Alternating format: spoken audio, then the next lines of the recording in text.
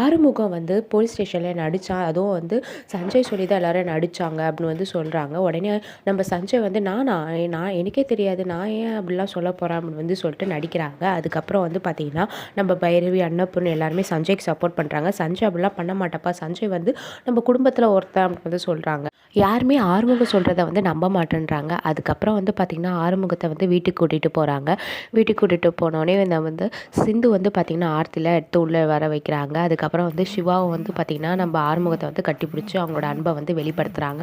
So வந்து பார்த்தீங்கன்னா, இந்த பக்கம் வந்து பைரவி அவங்க அப்பா வந்து பைரவி கிட்ட வந்து சொல்றாங்க, "இந்த நேரத்தில எல்லாரும் தப்பா தான் நினைப்பாங்க. ஆனா நீ லாஸ்ட் வரைக்கும் துணையா இருந்த பார்த்தியாப்பா, அதுதாம்மா உன்னோட இதுவு" அப்படின்னு வந்து சொல்றாங்க.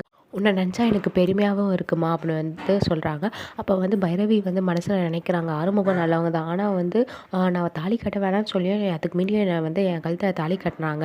அத வந்து என்னால மன்னிக்கவே முடியாதுன்னு சொல்லிட்டு மனசுல நினைக்கிறாங்க. அவர என்னோட கணவரா வந்து என் மனசுக்கு ஏத்துக்க மாட்டேங்குது அப்படி வந்து நினைக்கிறாங்க. அடுத்ததுல வந்து பார்த்தீங்கன்னா, நம்ம ஆறுமுகத்துக்கு வந்து ஒத்தரம் குடுக்குறாங்க. ஸோ நாளையோட ப்ரோமோல வந்து பார்த்தீங்கன்னா, நம்ம ஆறுமுகம் வந்து பைரவி கிட்ட ரொமான்ஸ் பண்ற மாரி காமிக்கிறாங்க. ஸோ வெயிட் பண்ணி வந்து பார்க்கலாம்.